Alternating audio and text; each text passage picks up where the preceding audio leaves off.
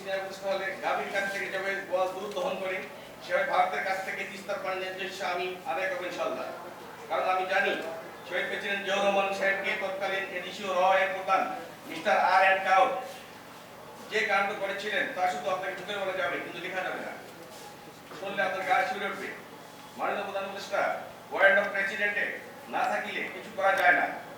মাননীয় প্রধান উপদেষ্টা, এই কথাও ঠিক যে আপনাকে মনে করে দিতে হবে যে ফ্যাসিস্ট সরকার ছাত্রদের ন্যায্য দাবি তখন মেনে নিতে হলে তাদের চোরের মতো দেশ থেকে পালিয়ে যেতে হতো না। মাননীয় প্রধান উপদেষ্টা, আমার দাবি মানে উত্তরবঙ্গের দাবি, এই দাবি ন্যায়সঙ্গত কিনা বলেন তো মাননীয় উপদেষ্টা। তাই বিশেষ অনুরোধ, আমার দাবি অতি সত্বর মেনে নিন।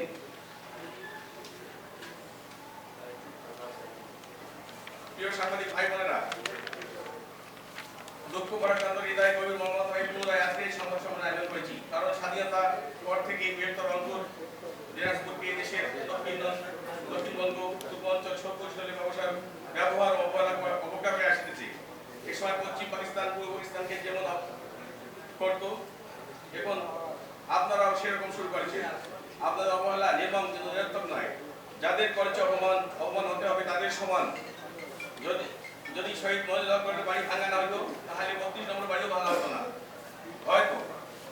সেক্ষেত্রে মাননীয় প্রধানমন্ত্রী, আপনি যেহেতু কোনো ভাঙাভাঙির মধ্যে নেই, শুধু গড়ার মধ্যে আছেন, সেহেতু আপনার সঙ্গে কাজ করতে আপনাকে সহযোগিতা করতে চাই।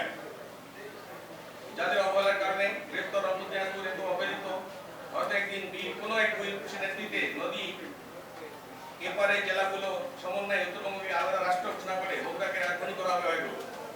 এত অবহেলা অবজ্ঞা করলে ঢাকার পরিণাম ভালো হবে না।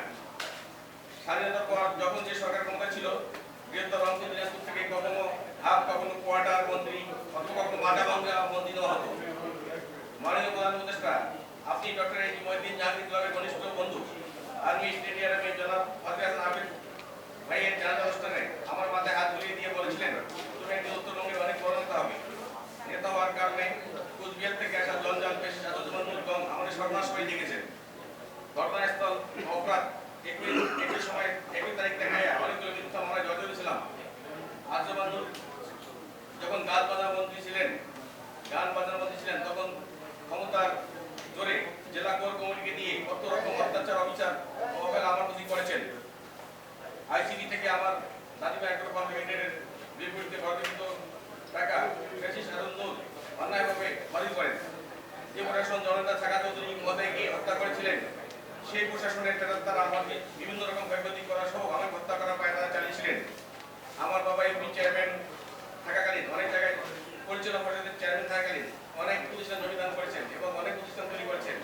এই ফ্যাসিস্ট আসাদুজ্জামান নূর শুধু বিরোধিতা করার লক্ষ্যে, ক্ষয়ক্ষতি করার উদ্দেশ্যে ঢাকা বের অসাধু কর্মকর্তাদের ম্যানেজ করে অবৈধভাবে গাইড ধরে মজা বেড়াডাঙ্গা যে 99/157 দাগ নম্বর 92 মোতাবেক আমার পিতার পৈতৃক ভূমিতে অবস্থিত প্রতিষ্ঠানের ভবন থেকে বাবাকে মালিক না করার জন্য ওনারা রাজশাহী ব্যাংক জাদুঘর সেখানে ইচ্ছা করে সরিয়ে নিয়ে যায়।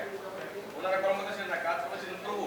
বিষয়গুলো আমি ওয়ার্ল্ড ব্যাংক, ইউনাইটেড নেশন এবং বিশ্বের প্রভাবশালী দেশের পররাষ্ট্রমন্ত্রীকে সঙ্গে তৎকালীন মহামান্য রাষ্ট্রপতির সঙ্গে সাক্ষাৎ করে বিষয়গুলো বিচার দিয়েছিলাম এবং সমুদ্রের বিষয়ে অবহিত করেছিলাম পরবর্তী প্রয়োজনীয় ব্যবস্থা নেওয়ার জন্য। ভবিষ্যতে ন্যায়পরায়ণ দেশপ্রেমিক বিএনপি রাষ্ট্রের মধ্যে আসলে যে কোনো জেলা বিএনপিকে এরকম না করার অনুরোধ করছি। আপনারা ফ্যাসিস্ট আসাদুজ্জামান নূরের বর্তমান পরিণাম দেখুন এবং শিখুন।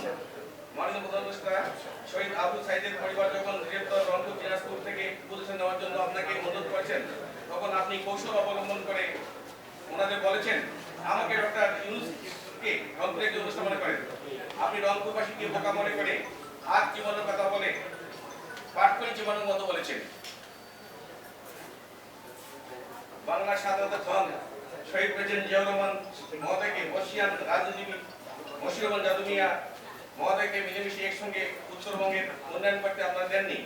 জেনারেল এরশাদ সাহেবকে মিজানুর রহমান চৌধুরী এবং গাজী জাফর গ্রুপ সাড়ি আমল পাঠ করে চিঠি দিয়েছেন।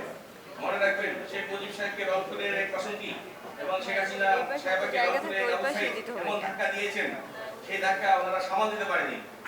মাননীয় প্রধান উপদেষ্টা, আপনাকে মনে রাখতে হবে যে শেখ মুজিব ও প্রেসিডেন্ট জিয়াউর রহমান সাহেবের চেয়ে আপনি কোন দিক থেকে কোনো বড় হতে পারবেন না। তবে বর্তমান দেশীয় ও আন্তর্জাতিক প্রেক্ষাপটে সামনে আপনি প্রেসিডেন্ট এবং বেগম জিয়া মহোদয়া প্রধানমন্ত্রী অথবা বেগম জিয়া মহোদয়া প্রেসিডেন্ট, আপনি প্রধানমন্ত্রী হলে, জনাব তারেক রহমান ভাই সাহেব বিএনপি চেয়ারম্যান হলে, ব্যারিস্টার জাইমুর রহমান সাহেব ভবিষ্যৎ কোনদিন সংসদ হলে সেই সংসদের স্পিকার হলে, বাংলাদেশ পৃথিবীর শীর্ষ স্থলদের হিসাবে ভারত অবস্থান নেবে। বিচক্ষণ দেশপ্রেমিক সুযোগ্য শান্তিপ্রিয় সেনাপ্রধান জনাব ওয়াকারুজ্জামান মহোদয়কে দেশ জাতির পক্ষ থেকে আরো অনেক বেশি কৃতজ্ঞতা ও সম্মান জানানো দরকার। তিনি এই পর্যন্ত দেশকে রক্তপাতহীন অবস্থায় রেখেছেন।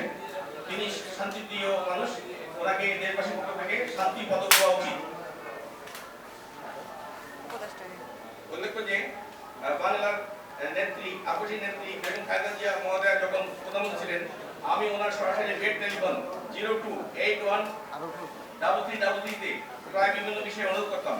আমার অনুরোধ রাখলে হয়তো 1-11 হইতো না এবং আমাকে তখন জেলে রাজপথ থাকতে হতো না।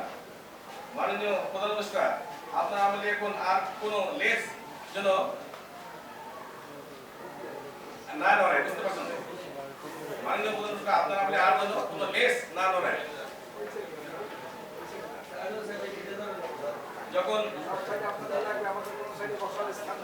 যখন থেকে জানতে পেরেছি বাঙালিরা বিদ্রোহী কবি কাজী নজরুল ইসলাম সাহেবকে নির্বাচনে হারিয়ে দিয়েছিলেন, মানে ভোট দেননি, তখন থেকে ভোটের প্রতি আমার আস্থা চলে যায়। এখন প্রায় বাঙালিরা নিজের কান দেখে না, চিলকে খুঁজে বেড়ায়।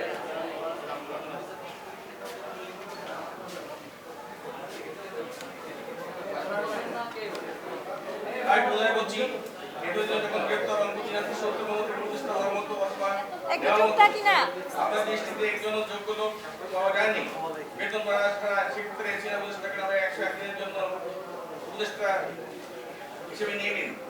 আমি সিনিয়র উপদেষ্টাকে ডোমেস্টিক আমি দেখবো, আপনি ডক্টর ইউনূস সাহেব আন্তর্জাতিক ইন্টারন্যাশনাল দেখবেন। সেক্ষেত্রে বর্তমান 10 জন উপদেষ্টার চেয়ে আমি অনেক ভালো করবো, এটা আমার উপরে চ্যালেঞ্জ। যেহেতু রংপুর দিনাজপুরের সমস্যা সমাধানের জন্য সুখ দুঃখ দেখার মতো, মনের কথা শোনার মতো কোনো উপদেষ্টা নেই। উত্তরবঙ্গের মানুষ সর্বশূন্য হয়ে পড়েছে। উত্তরবঙ্গের মানুষ জাতিসংঘে মহাসচিব দেখা পান, কিন্তু কোনো উপদেষ্টা দেখা পান না। তাই সার্বিক কারণে আরেকদিন উত্তরবঙ্গকে উপদেষ্টা শূন্য রাখা যাবে না। আমি 30 বছর রাজনীতিতে স্বশিক্ষিত হয়েছি, কিন্তু ইচ্ছা করে কোনো সরকার দলের সদস্য নেয়নি, কিন্তু সিনিয়র রাজনীতিবিদদের সঙ্গে রাজনীতিতে জড়িত হয়ে স্বশিক্ষিত হয়েছি। রাজাকে জানতে হয় রাজনীতি, বেশি শিক্ষিত